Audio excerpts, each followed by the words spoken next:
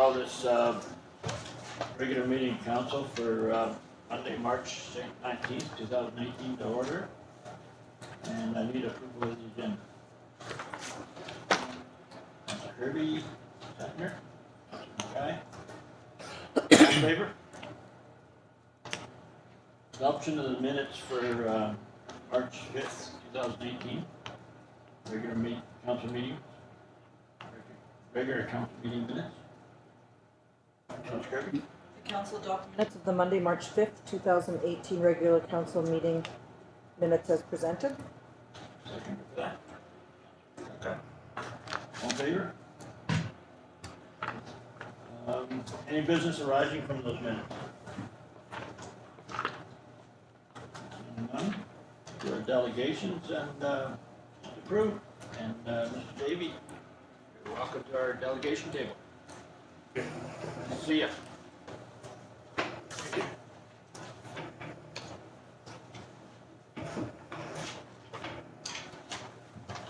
Lord yours, gentlemen. Thanks a lot. My name is Harry Davey. I'm Vice President for Planning and Development for TechCall. I'm out of Sparwood in the Thank you very much for the opportunity to come and give you an update on TED. Fortunately, it's going to be quite a short update. Essentially, from the perspective that from a TechCall perspective, we're still committed to the Quintet project.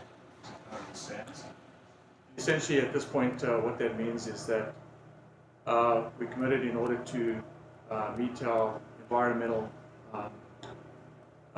responsibilities at the operation, and that includes also the rehabilitation that's currently undergoing. We're undertaking, I guess, on our legacy properties as well. I guess, and I'm sure the council is quite interested in that, whether or not Tech and TechCall plan to move ahead on the project. Unfortunately, at this time, we have no near-term plans in order to move the Quintet project forward. We'll continue to do what we're doing right now with regards to care and maintenance, and as I mentioned, meeting our commitments for the environmental components of that project. Don Lindsay, our CEO, has indicated a number of times, and as short as I guess maybe two months ago, that at this point it still remains yet to be seen. I guess that demand will essentially drive the potential opening of TED. So what I mean by that is that demand, and I guess very, very significant demands in additional coal needs will drive potential to open TED. So at this point in time, India is probably the country that might play the largest role in helping drive metallurgical coal requirements, which will essentially translate into additional steel production. So essentially that's where I guess where the hope would stand for the future with regards to the additional demand for coal. We are in the process of actually updating the engineering costs and capital and operating costs for Quintet. Don Lindsay has indicated, I guess, through various discussions and through the media that there has been interest shown, I guess, from India with regards to the potential for opening up Quintet. However, as I mentioned earlier, it's going to come down to sustained and very, very significant demand in metallurgical coal. So we are working our way through the upgrade and update, I guess, of the capital and operating costs for Quintet, take into account the changes and operational efficiencies that we've managed to put in place at other operations within the Arm Valley, and certainly using them in order to upgrade and improve upon the operating costs, I guess, for Quintet. In about 2 weeks' time, I'll actually be meeting with Don in order to give him the latest capital costs associated with Quintet. But at the same time, we'll also be looking at providing with the additional costs from other potential capital projects that we have across the board with regards to our coal portfolio. So at this point in time, just to summarize, there's nothing in the near-term plan for Quintet. It's going to take very, very significant increases in demand and sustained increases in metallurgical coal demand across the world in order for us to move towards that. Remain committed to environmental commitments as well as our legacy rehabilitation. Thanks. Thank you. I don't know if there's any questions. But I know talking to people in the industry and that they all seem to be on the upside that things are improving and things look good for the future coal. Is that the kind of outlook of tech at what's happening right now? Well, there's certainly a bunch of factors within the industry that are impacting the price of coal. To some extent, there's a demand component attached to it, but at the same time, there's also impacts associated with the ability of places like Australia, etc., in order to supply coal on a continuous basis. So they've been impacted significantly by weather, and whether or not they continue to happen is yet to be seen. But certainly there's been shortages of coal that have developed as a result of like Australia not being able to meet their commitments. So is the current price of coal sustainable? We certainly hope so. But I suppose, over the last few years or so, we've seen significant swings in the price of coal, ranging from $75, where we were, 3 years ago, going all the way up to $300, back again to $150, and now sort of hovering around the $220 range. So anything's possible, but what has been indicated is that India is going to play a huge role in the sustained demand or additional sustained demand of metallurgical coal. They've indicated that they'd like to move to around about 300 million tons of steel production. They're currently sitting at 100 million tons of steel production. Whether or not India can get to that point is yet to be seen, but if they do manage to shift towards the 300 million tons of steel production, that means that they'd have to import around about 80 million tons of additional coal. And that would probably come from seaborne markets. And at that point, I guess that's when you start seeing that very sustained demand for additional metallurgical coal. Remember when Quintet was first started, it was a kind of a long-term contract that covered, I think, 5 years or something like that. Is that something that the industry does anymore, or is that it would kind of set your price out, I guess, so you know what's going to happen? Don did mention that in his latest visits to India, that there was some discussion of that. Whether or not that actually plays a role in the future is yet to be seen. But certainly there'd have to be a significant commitment from and significant dollar commitment and also tonnage commitment in order for us to consider covering the capital. Don has mentioned the fact that is a possibility, but once again, it's yet to be seen. And I guess with the supply of the capital, new capital and operating costs for Quintet, that may be a consideration. Anybody else on council? Thanks for coming in, guys. So just a quick question about coal production down south. We talked about Sparwood, Elkview area there. We've obviously pretty well up on the coal industry, and we're aware that some of the mines are getting to the point where they're running out of coal down there. Is there plans for expansion down in that neck of the woods? And I understand you're constrained by rail as well down in that area. And from what I'm hearing, we've got pretty good ability to get coal to port up in this area right now. So is there any talk of that, about what the plan is to replace the coal that's going to be lost down south? So so Coal Mountain will be shutting down probably in the next 2 or 3 months. So they've moved to the end of their mine life, and essentially they'll be taking around about 2 million tons off the market for Teck. However, there are a number of projects that have been put in place at the other sites, which include Elkview, Lion Creek, Green Hills, and Fording River, in order to sustain that tonnage. So these projects are geared towards maintaining a 27 million ton capacity within the valley. The other operation that is moving towards its end of mine life is Cardinal River. However, we are looking at opportunities at Cardinal River to further extend the mine life, so there are opportunities there. Very much dependent on coal price and demand as well, the same as for Quintet. And if Cardinal River does shut down at some point in time, essentially we'll be looking to make up the additional tonnage out of the Elk Valley as well.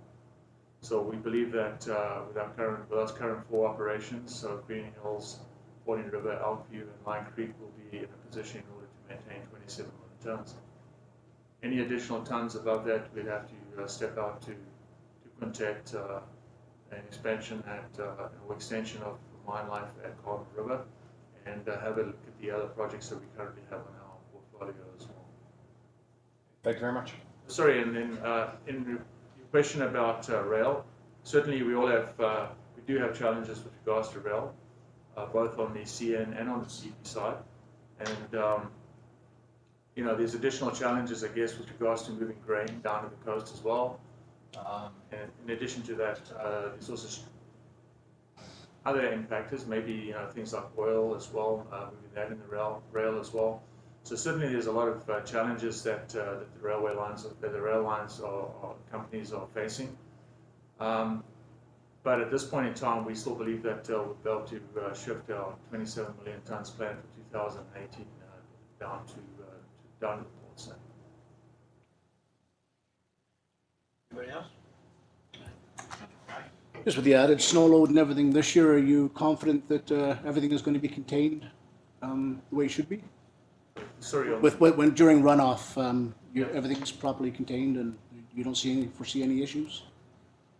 Well, I don't foresee any issues, but allow Ray to jump in on that question. No, there's plenty of capacity in the ponds. We've never, even during the rains that we had last year, and I wouldn't say Frechette would be the same, but things have remained well within the guidelines that we've got for the sites. So yeah, things are functioning quite well, and it all depends on how things really play out as far as the snow melt is concerned. If it keeps up like this, slow and steady, it'll be just like next year or last year, I should say. So.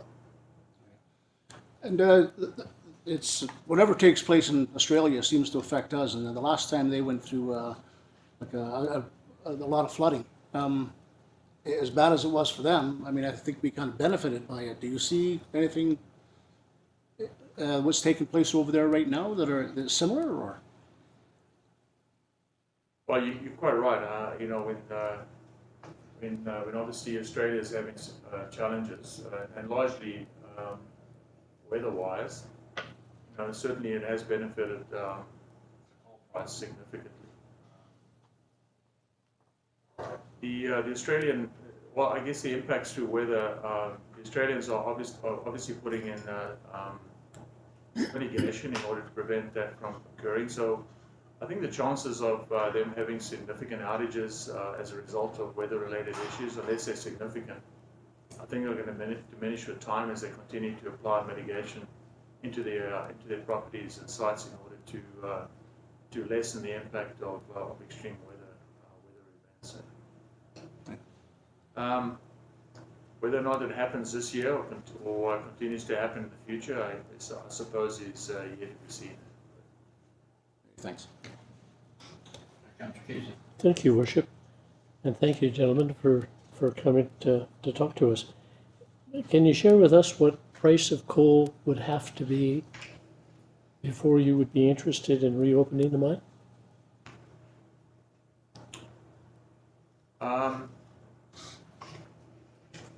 It's, well, I think it's, I think, yeah, I can, from a price perspective, it's simple to say that there would have to be in excess of $150 a ton US. However, that's not essentially the issue. The issue is really around the ability to sustain that price.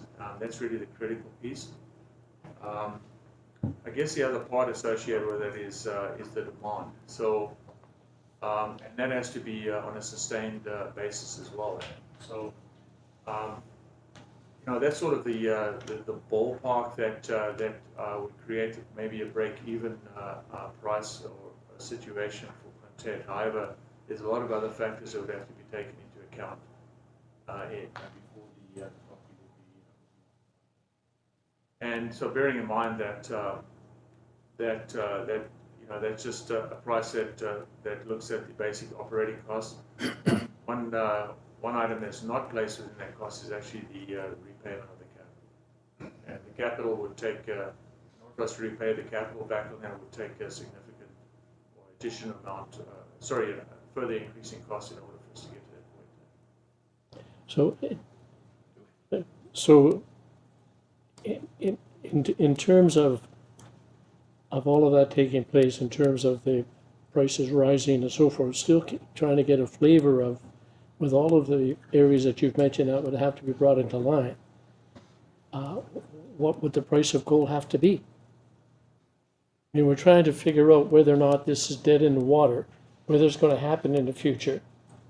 Trying to get a fix as best we can, and I'm sure you gentlemen are as well. But what else can you tell us relative to the fact if this happens, it goes to that price, we're in.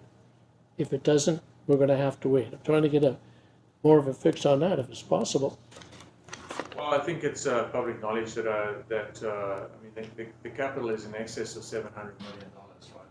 I can't get into the exact number, but essentially we'd have to cover that amount of money as well in order during the mine life of Quintet. So, like I said, it's not as simple as just stating if the price is X, we're going to jump in. A number of, the markets have to be taken into account. If you look at the long-term price of coal, it's, markets are basically looking at $130 per ton. So, which is way under the number that I mentioned a little earlier. So that's a current long-term outlook for coal. And in order for us to just say if we get to this point, we're going to jump in, we're going to kickstart Quintet. That's very difficult to provide a single number on, and I can't give you that number. In addition to that, though, we do have a number of other projects that we currently have within our portfolio as well. Granted, they're not as far advanced as Quintet, but certainly in looking at the options that are in front of us, we have to make sure that we make the right decision strategically, I guess, in order to advance coal production if there is additional demand for that. I mean, a key thing that we don't want to do is we don't want to start up a mine, start producing coal, and impact the 27 million tons that we're producing in the Elk Valley as well. So that's an additional consideration that has to be taken into account. So, if I may, one other question. If the terms and the price of coal and so forth happen, and they meet whatever your parameters are relative to the prices you'd be looking at and so forth, and they still don't have a feel for what that's at, it's like saying, well, if it's going to go up to $130 a ton, we're in, and so forth. And I understand that there's a lot of other factors that you have to consider, maybe 180 or whatever. So let's assume that happens. How long would it take Quintet Coal to get into operation, assuming you got the price that you wanted? Would take between 18 and 24 months in order for the operation to get back into to get up and running. That's our current forecast. Thank you. Yeah. You know, we have Tumber Ridge is great for rumors, and Quintet is usually right in the middle of all those rumors. So it's really nice for you to come down and tell us from the horse's mouth what's going on. And we know you've been caught in the middle and out here in Tumber Ridge a couple times with the price of dropping. So we know that would be sure nice if we could fix that problem, but we can't. But I am on, this is for you, Ray, I am on a provincial task force to do with mining and jobs. And I was gonna come and sit with you and discuss some of the things that we're trying to do with that task force. So, yeah, once I have a little more information, I'll get hold of you and we'll sit down and talk about it. Maybe a little smarter when it comes to mining. So maybe just to end things off, I'll say what I said in 2014 to the council was I certainly hope one day I'll be able to come and sit here and say, planning to start the mine back up again. We're hoping for today. I haven't given up, I still remain optimistic. We'll carry you out here on your shoulders, on our shoulders. I still come up here and you know, to answer your concern about the water issues or potential for freshet issues at Quintet. You know, we have a very small team, but at the same time we have a very strong team, and the guys have done a tremendous job in maintaining that asset of ours, and that's why we're in a position where it would only take 18 to 24 months. And bear in mind, there's a number of factors associated with that, including resourcing in order for us to, in order to get to that point. But we have a very strong team from an environmental, from a community, and from a protection of our asset perspective. So, you know, I feel very comfortable with the job that they're performing and the ability to maintain or handle any issues that Freshet may throw at us. The other thing I just want to add as well is that part of the reason I come up here, but is also to maintain the tech presence with the team, but also they have the full support of tech and tech coal in case anything does happen. So we continue to support the team here from a safety, from an environmental, and from an operational point of view. Tech has always been good to this town and should be happy when they come back. I'd be happy to come give you positive messages. Okay, thank you very much. Yeah, thanks a lot. Thank you.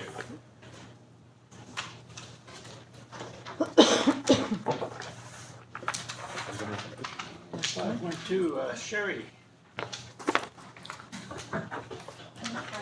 Yeah. And Frank. The whole family here. Yeah, you know, we do things together. We didn't know we were both coming until yesterday. Thank you. I understand you're interested in finding out some information about the counseling situation in the two schools. So I'll deal with the elementary school first. There's a Mr. Peter Evans in Chetwynd, and he divides his time between the elementary schools in Chetwynd and TRES. Because TRES has a larger population of students than any of the elementary schools in Chetwynd, then he actually spends more time here than he does there in the individual schools. Now, with the high school, the contract language says that there should be a full-time counselor for every 315 students. The high school has a population of 150 students, so that would be a half-time counselor. That means the posting would be for a half-time counselor and a half-time classroom teacher. There has been a posting from last year and continues to be a posting for this position, and no one has applied for it. If there is a counseling situation in the high school, Mr. Evans from Chetwynd is willing to come, and also the counselor from Dawson Creek is willing to come out and deal with it. Okay. So that's basically the situation. One thing you did mention there is the size of the number our kids at the elementary, and I've heard that it's getting to the point where it's getting fairly full over there. Is there plans, Hume was talking about hiring another 100 people out of this area, and there's, well, with the talk of the way that coal's going, our last delegation didn't spread that, but I've heard from other people that there's things that could be happening around town. Is there any plans on what would happen at the elementary school if they get too full? That's kind of a wait and see situation, because a lot of times if there's people moving into the community, as you know, sometimes there's no children involved, and sometimes they're traveling from another destination to their job that may be here. So it's a what if, and when the school finds out its enrollment projections, then that's when they would decide what was going to happen. So that discussion is not on the table at all? Not really, no. And Councillor Thank you, Mayor McPherson. Have we ever had a full-time counselor?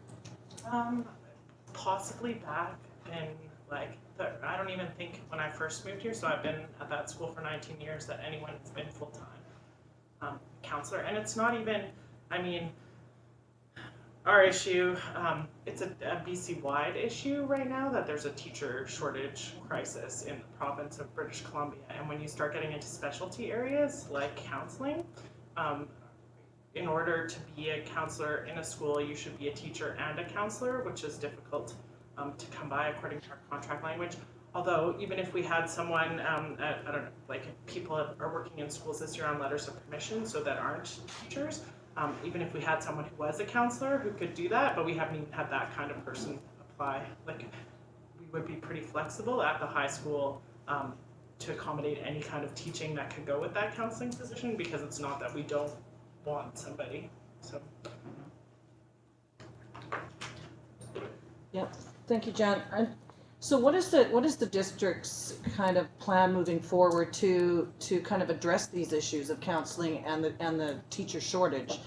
And I mean, a community like ourselves might not ever get to be that 300 in a school, but yet there's a need for counseling, because we've heard it from residents, and I think there's got to be some kind of It's not plan. that the kids who are in serious need are going without counseling, because they're actually they're using child, youth, and mental health, who we have coming into our building once a week for a full day. So that's a referral process.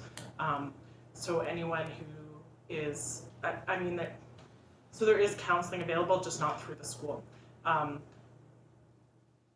It's not the best situation, but it's better than nothing. And there is a waiting list for that counselor, because that counselor is quite busy. So there's like they're stretched too, so they're helping us as they can. I know that our district, just working at the board office this year, they've been actively pursuing, interviewing, traveling, looking for people. They haven't stopped doing job interviews since last summer, and they do them regularly and weekly, but so is every other district in the province, right? So we've been lucky that we've been able to fill positions and not send kids home or say you don't have a teacher for the day, because there's other districts in the province that have had to do that. Or, sorry, there's no sub for your students today, you need to stay home. And that's in the city too, places like Surrey. You know, it's been one of those years, one that I've never experienced as far as kind of the fluctuations of those type of things since I've been here. So they're actively pursuing, actively interviewing. Yeah, I don't know if you have anything to add to that, Sherry. There's interviews every day when I'm at my job in the board office. They're interviewing somebody, whether it's by Skype or whatever. But there's a lot of jobs out there right now. It's easy to be able to pick and choose, which is when I was starting teaching, it wasn't easy. Like you took the first job that was offered to you because you were lucky to get that job. Right. Has the school district ever had any conversations with the coal mines when they're looking for prospective employees?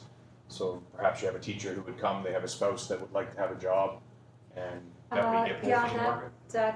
They do explore that situation. And so who in the school district would contact the major employers in town that does the recruiting? Um, Yeah, I so, don't really know. well, Christy Fennell is she does HR right now, the interviewing, and Paul Chisholm is helping her. So, Mike Reedman also connects with the business, but more around the career aspects of it. So, yeah. And I'm not sure if I don't know if that's happened or not, but that's a good idea. Yeah, I mean, it's been expressed, it's a couple of different ideas we're looking at for trying to expand healthcare in Elmhurst, just to offer something for the spouses as well. And the coal mine, Kanuma particularly, they've said that they would look at that as well to try to help out if they could.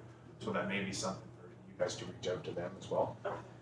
You talked about BC-wide shortage, and so what do we have for shortage in Tumblr Ridge? How many teachers do we have? Can you comment on both schools and what we have for shortage? So all of our positions are filled, but we have people teaching on letters of permission, which means that they're not necessarily certified teachers, but they've gone through the process with teacher qualification services in order to be approved to work in the schools. If that makes sense, and not just our district; it's around the province. There just aren't enough teachers, and that's, I don't know how much you keep up on, like why that is, but the teachers contract, the BC Supreme Court reinstated their contract, which flooded a whole bunch of positions onto the market. So non-enrolling positions in particular, which means things like counselors and learning assistants, teachers, and librarians.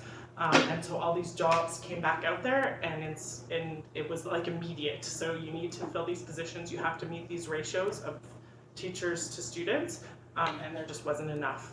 There's not enough people. Sure. Yeah, So that's kind of the reason that it's a BC thing right now, because this happened in spring of last year, that the contract was just reinstated, and it had been 2002 since it was last at those levels, so. How many do you figure that we have on? There is no shortages at this point, but like. Well, so it's not it's definitely a shortage of certified teachers. Okay, so we have a job posting out right now for following spring break. Yeah, so for starting April. So just one. Right. Position. So we how have many teachers working in our schools who aren't certified are on? teachers. And how many of those? We have 4 at the high school. And how many teachers do we have there that are? It's about half. We're about 50%, yeah. Okay, so four. Like just over, but yeah. Four and looking for one. Yeah. Okay. Yeah. Good. So it's been, anyway, one of those interesting years. Yeah. Yeah. Thank you, Your Worship. So I'm gonna hit more on the counseling issue.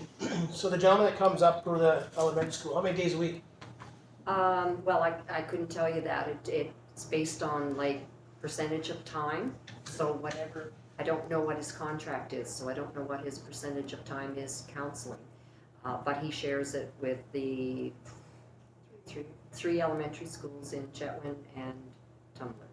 But you were saying he spends more time here because we have more students? Well, the percentage, yes, because we have more students in our elementary school than any one of the elementary schools in Chetwynd. I think he'll often spend 2 days a week here. 2 days a week. So, and then a question with the high school in regards to counseling there. And you mentioned how a person comes up 1 day a week. How many sessions does a student get? And I've heard some of the rumors. So I'd have to ask him through Child Youth and Mental Health, but I think it depends on the issues, and like I think it would just be me guessing, like you would need the specifics, but they often run 6 to 8 week time chunks, and then I think they review and decide if there's a continued need or not. Like that's my understanding of it, but I'm not totally sure. So No, and I think you're right on it, because that's kind of what I've heard. And I've heard Yeah. from some parents and children themselves. Mm-hmm. And it seems to me that some of the wording in there is after that amount of time it should be taken care of, and that kind of scares me. Mm-hmm. Because, like you said, it probably does depend on the child and what the Yes. scenarios are. And when you don't have counselors available in our community, never mind at our schools, For we sure. don't have counselors available at our health center either. Yeah. And stuff that a small community that is dealing with in regards to overdoses. Yes. Kids are involved in those. They might not be doing it, but they're watching it. And that's what scares me Connected of to. not having that. That's huge in my eyes. And I know we're trying to do stuff through Northern Health, try and help get somebody here. And I just think, that's why I was curious in the one that was in the high school, because that's why I heard it was a 6 Yeah, and week it or totally whatever. depends on the situation, but it's never seems to be enough as far as counseling goes. we see it on a day-to-day basis, and I think people are doing the best that they can with what we have. That's the feeling right now. And as Sherry and I were talking, like I would make, if it was in my power, make whatever teaching job that person wanted in order to get them in our building, or even someone partially through their counseling program. But it just doesn't. You feel helpless that way. So. Yeah, and you can see it in you guys as well yourself. You can see that you can only do so much, but. Yeah. As far as space, we still have lots of space at the high school. So if it ever came to an issue of space, we have quite a bit of space, even though we climbed up a bit this year. Hopefully that keeps going, but. So just on the worship is asking in regards to a plan in place. Do you not think that should be something that's discussed? Like, let's say if another mine came on semi throughout this year, and come September, you have another 200 kids at elementary school, but Oh, we have all kinds of room. this elementary school? Well, between the elementary school and the high school. So, Would you look at moving elementary children down there then? not necessarily. I don't know what. There's been there's always that talk. The people at the board office are aware that we could get an extra 100 children in the fall, and we would just have to go with it and make do with what we could. I think, I know we talk about that, but as far as a concrete plan of yes, it would be a portable, or no, it wouldn't be a portable. I haven't heard decisions. Although that being said, 2 portables were added to schools, one in Dawson Moberly. and one out at Moberly this year to accommodate growth. So. Councillor McKay, you had something? Yeah, just in a single industry town, there's a lot of things that affect us a lot more than they would in other places. That number for students before we have a full-time counselor here, is that cast in stone? It's contract language in the teachers.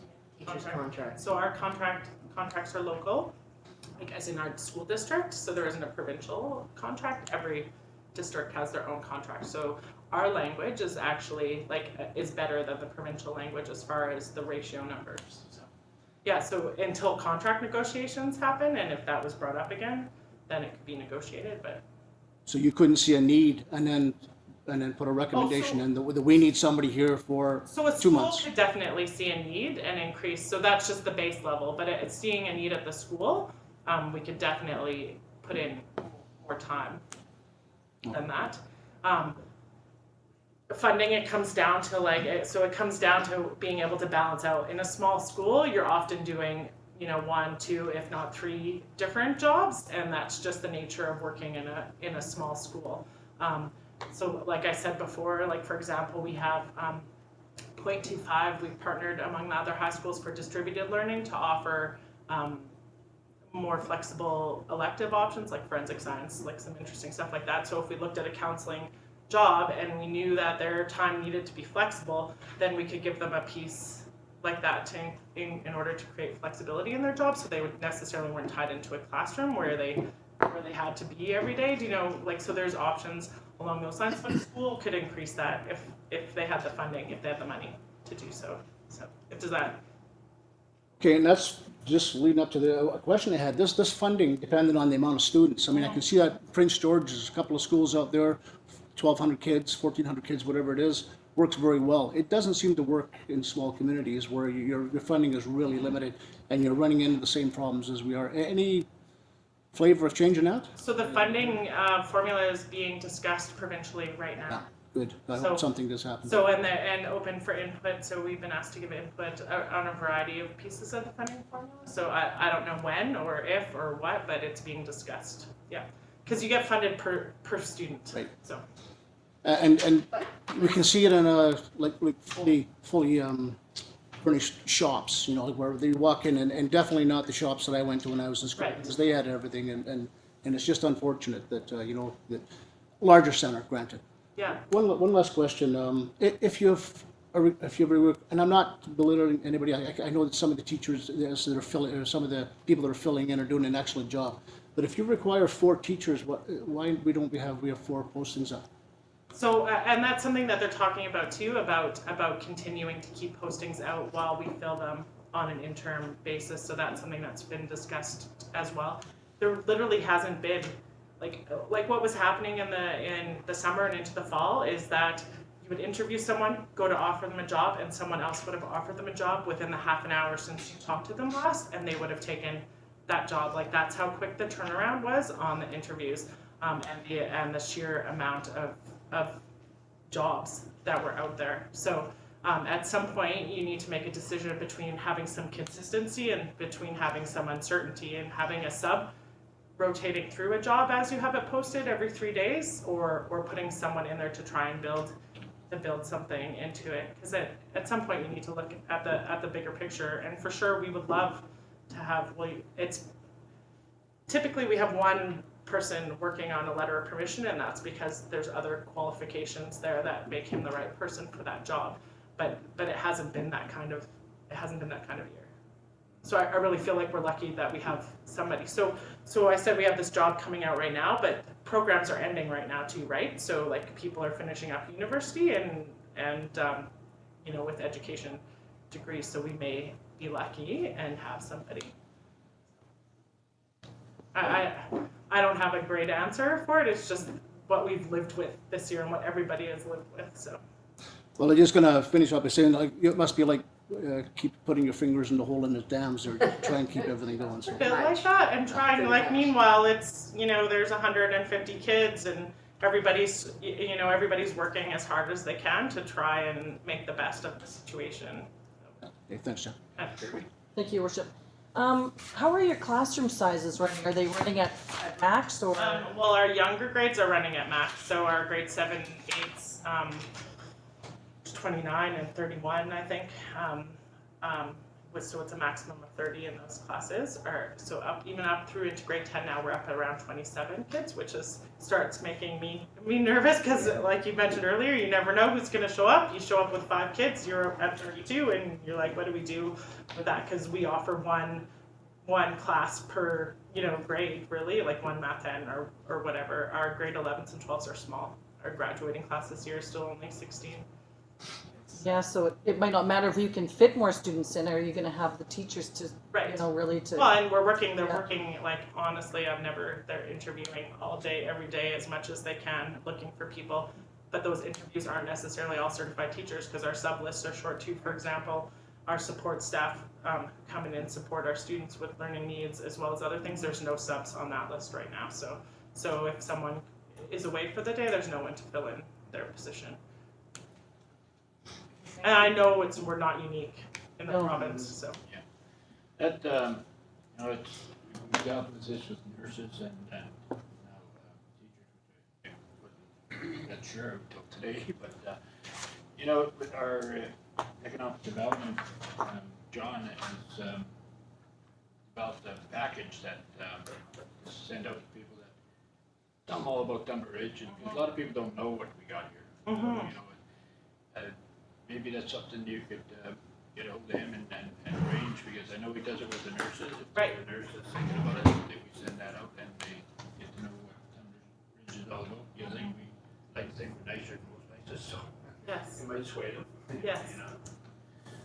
And we have discussed with the mines about what Councillor Howard was saying. So that's another thing that's a plus. So, well, thank you. I can tell you. You feel your job. Well, we do. It's hard. Yeah. I mean, there's still great things going on at the school, though. So go-kart race day coming up again. Yeah. May 18th. May 18th. And so Bits and Junior Dragons Den business proposals going to the regional competition. So we're waiting to hear back on those. Business entrepreneurs for you guys growing up in Tumblr. So you're welcome to come by. Yeah, we've had a couple of classes show up in here, and that was kind of delightful. Yeah, the fish farm, we had an addition built on this year. We got a grant for $20,000. So we were looking for a permanent home so we could run our shop and our wood shop. And because when we didn't have a shop program, it was just easy to use those spaces. But thankfully that's up and running again, because there's some amazing things going on down there too. But we built onto the back there. So the fish there's 4 fish in this huge thing right now, but the fish are coming after spring break, so that's up and running again. Okay, well, thank you very much for your presentation.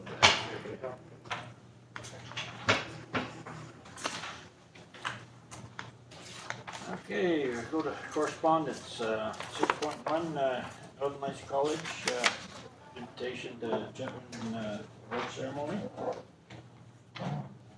Information or discussion? Adopt. For information. Seconder for that? On favor? 6.2, Firewise Consulting Rescue Framework. Information or discussion?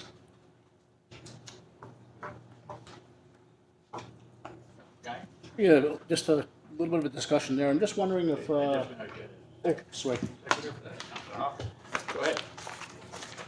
Just wondering, if we have everything we require, for just a little bit of an isolated community. Just wondering if there's anything our fire department feels that they require to assist this type of work. I was thinking that this should be forwarded to our fire department and they could have a look over it and see if there's anything they wanna do with it. Okay. Your Worship, we've actually received this through the Fire Chiefs Association of BC. I've completed a survey on behalf of our fire department and echo the thoughts of the Fire Chiefs Association of BC that the current rates provided by EMBC do not adequately cover the department's response outside of our municipality.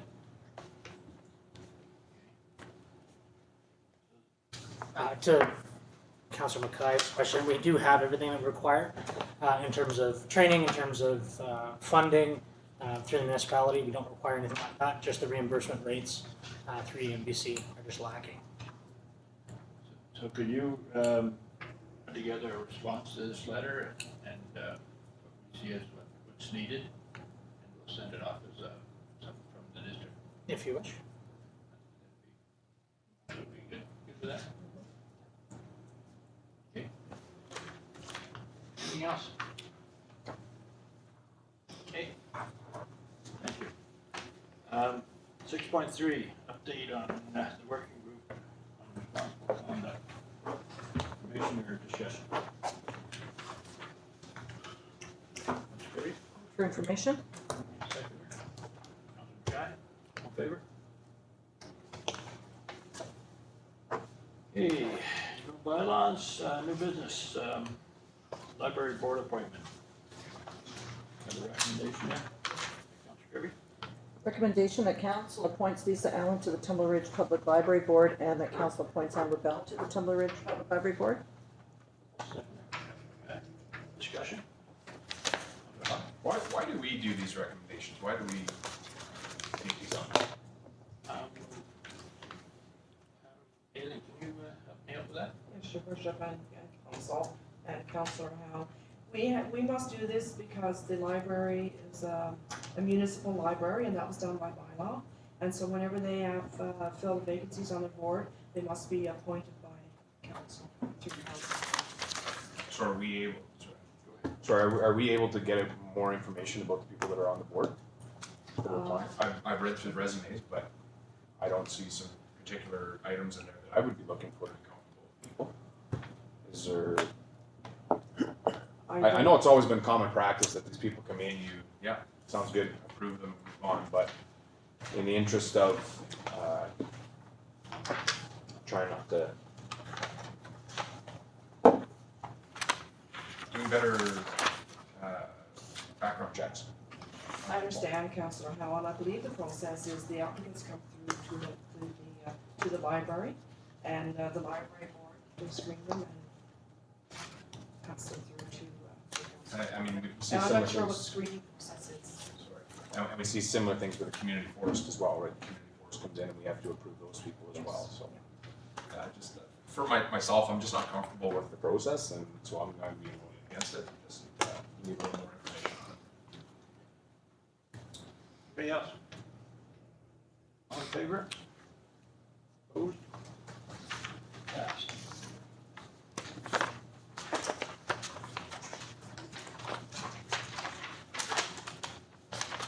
Hey, 2017 area relocations. For information? For information? Seconder? Casey, all in favor? Opposed? Opposed? You wanna discuss? Yeah. Well, We kind of went through too quick, so I don't think. no, go ahead, we'll bring it up for discussion then. That's okay with the council? Yeah. Second for discussion. That's great. Go ahead. Sorry, and sorry I didn't jump in on that. I thought that maybe that's what you were moving towards there, but I don't know how to go against it when somebody says that for discussion. But so information was provided back to the municipality through our bylaw enforcement officer that there was one bear that was captured and relocated. So again, when we talked about this, one thing that we had asked of staff is to say, okay, if they are capturing and relocating bears, why the change? Why the change from they came in here and sat in front of us and said, we do not capture and relocate bears, we destroy them. So we make up our decisions in council based on the information that they provide. And we know it's gonna be an unpopular decision that we get the bears to be destroyed. And we spend a lot of money based on what they say they're gonna do. And then they come back in and change the rules of the game.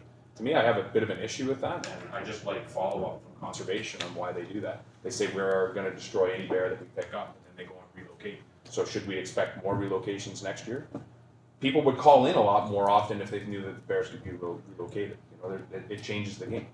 So, If you ask me why this one was relocated, I think it was because there was so much, so many people called back in because of what we did last year. yeah, I agree.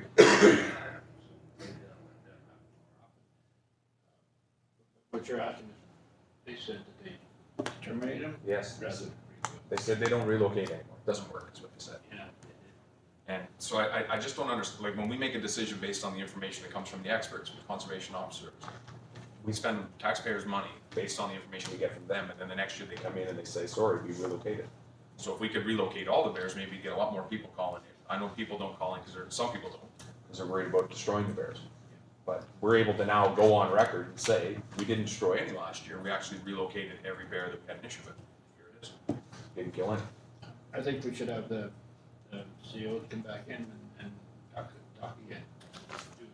Usually once a year, we get them in here to talk council.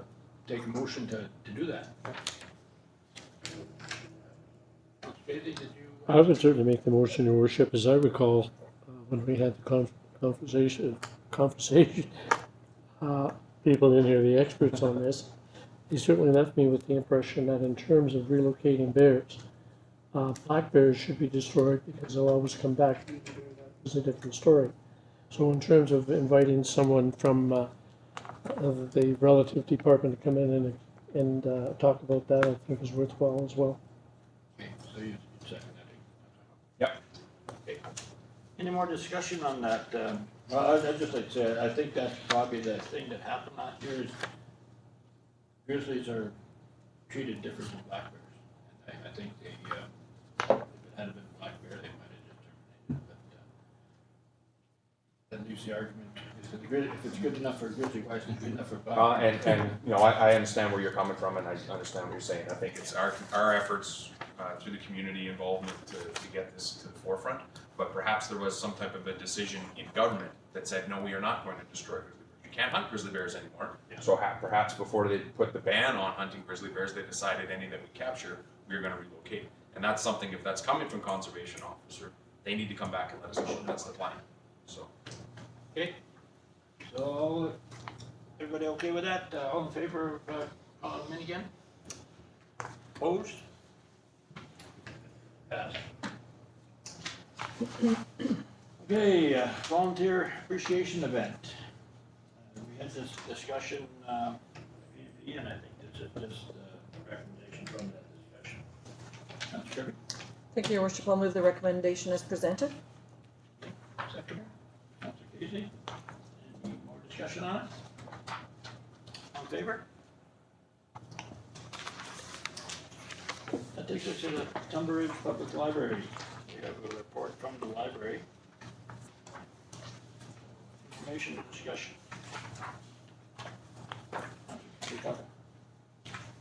Do with information, I'm not making a decision I made last time. I'm not sure if the rest of council wants to discuss it. Information.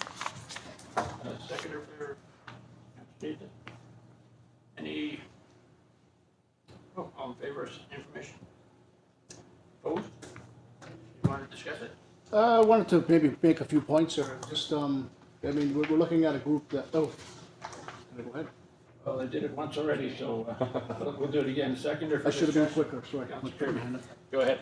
Yeah, I mean, we're looking at a group that this is, they don't have a local union, they don't have a bargaining agent. The only thing that they can do is put, a request forward as they did. It's, I mean, I think the important thing is to keep wages at par with, work that is similar to what they do in Tumler Ridge. Same size community, everything else. And I just wouldn't like to see just all of a sudden, like, we didn't spend a whole lot of time on it. It was at 2% and that was it. Just, for the COLA thing, I think. But if we are falling behind, I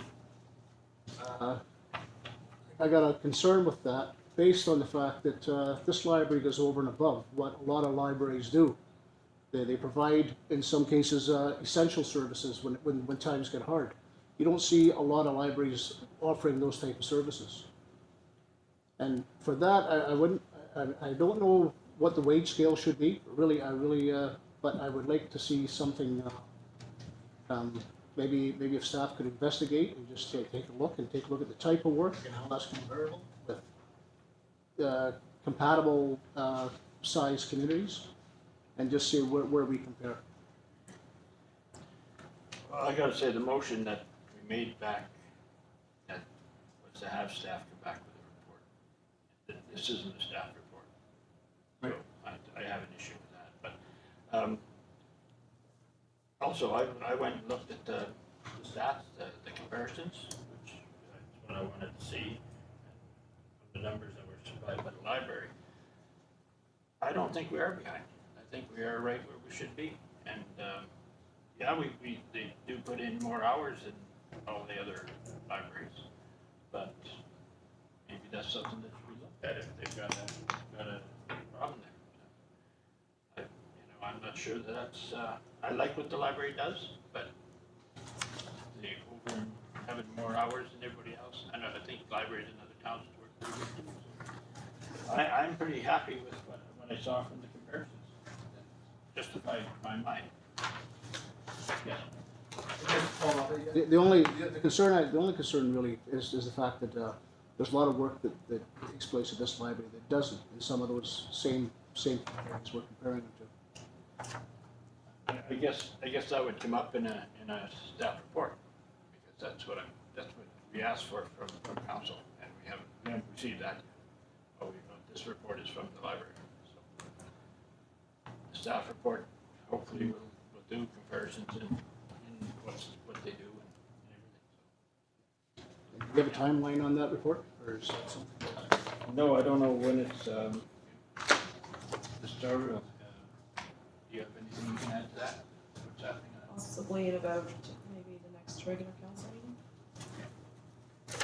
That's what I was waiting for. That's staff does. Councillor. Thank you, Worship. I had a good chat with Paula and looking at their job descriptions, but why I can't get behind this is the increase that they're asking for is just far too high for me to back it up. And that's why I'll be voting. That's why I'm not behind it at this point.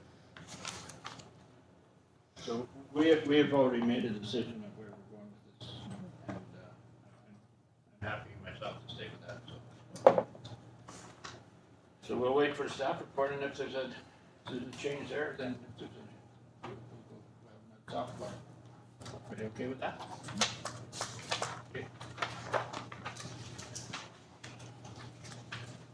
So I think just schedule meetings. Where are we going to have this open house?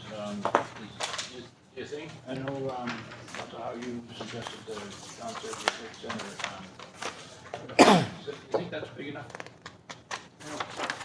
If we're throwing out ideas that don't cost us any money, I don't think we should be renting that place over there. Do we have some free uses of the? Yes, we do. So we can do this at charge.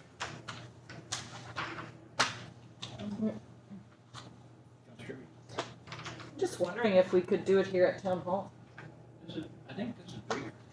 And You know, we just- could branch out into, Setting up stations, because we're gonna be talking about the building envelope, there's certain things, I mean, you know, usually our turnouts aren't huge, so you know, it might be a nice place to do it, easy for staff to get things ready during the day, and we could use the basement if needed.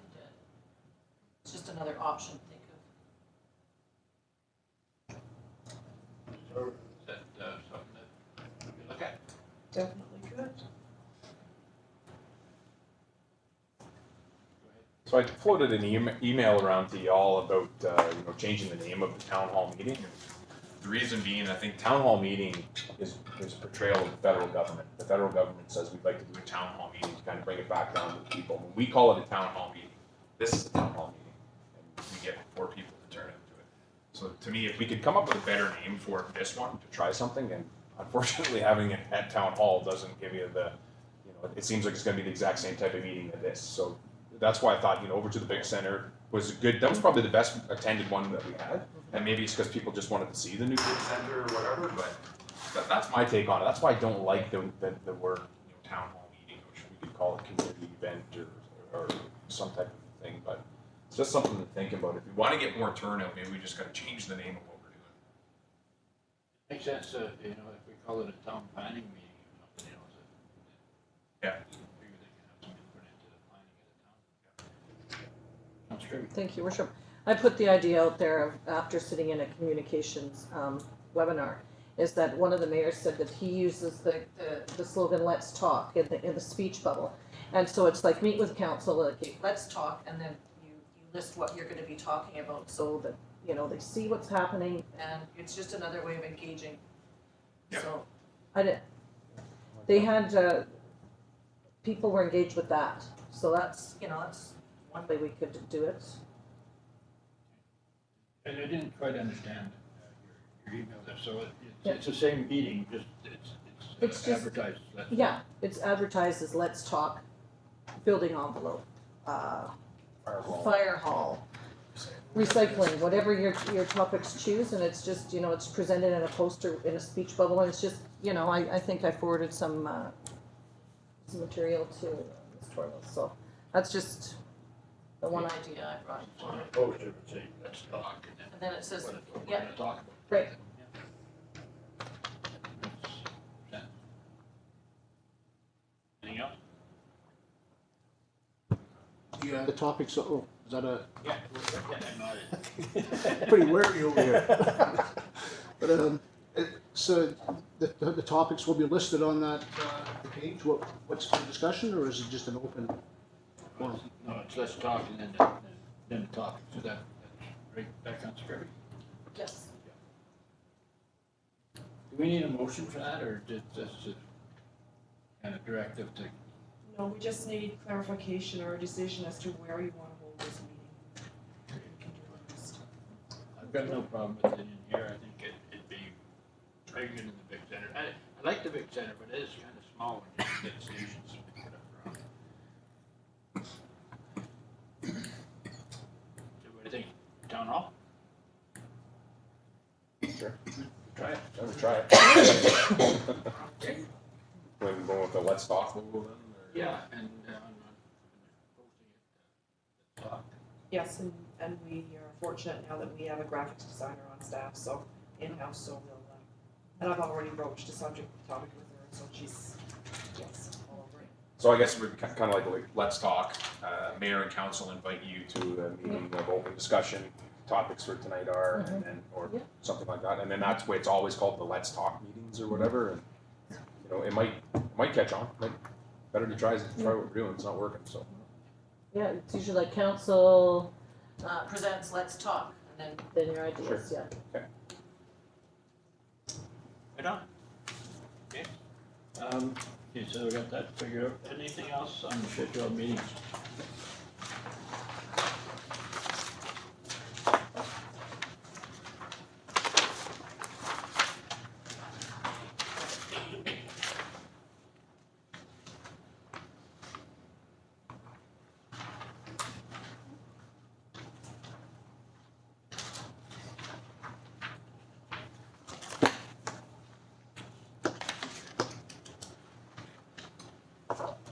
Seeing nothing, we'll carry on.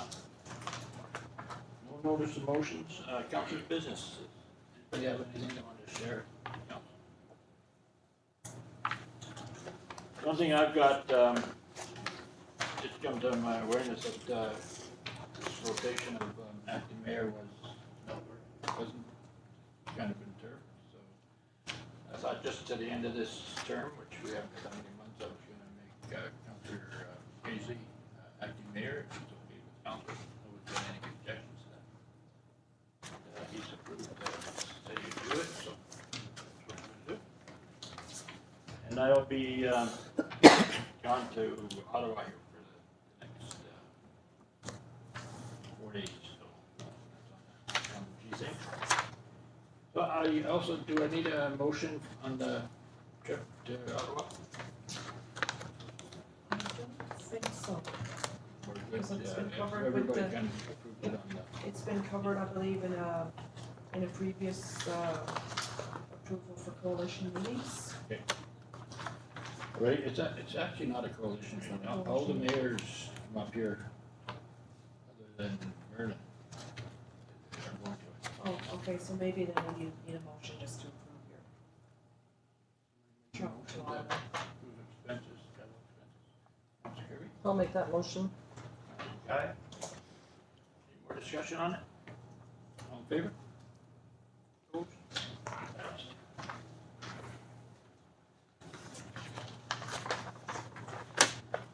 Okay, question and answer period. Yes, Paul. It's not about the library, Okay. it's about the bears. When the CO comes, could you also ask if they track the ones that are relocated? Because part of what they said when they said they relocate them is that they would fight their way back, come back starving and angry and all of those other things. So are these grizzly bears being angry somewhere else, or what's going on is basically what, like, there's nothing in this about whether, what the outcome is. They move them, but then what? So I assume because the grizzlies are tracking them, but That'll be a definite question, because I don't know if they collar them when they do that, or Yeah. what they do. it would be logical. And like that's an excellent point. I mean, we had thrown the idea around here talking about sponsoring, collaring a bear, so that you'd even thrown the idea around of something with Geo Park and follow Yogi around. You know, remember you were talking about how they collar them or move them around? So You don't hard remember to that time? So hard to remember all But my. that exact thing, right? If they had came to Yeah. us and said, listen, we are gonna relocate grizzly bears, would you be willing to help us fund the collaring of them so you can track them? I think Yeah. we probably would have said yes. I mean, Yeah. that's the type of decisions we Yeah. could make if we're getting correct information back from these guys. It'd be interesting to see where it is. Yeah. Yeah, we will pose that question for sure. Anything else? Thank you. So we gotta go to close. Somebody will take me there? That's all. Okay, 500? All in favor? It will take 5 minutes and we'll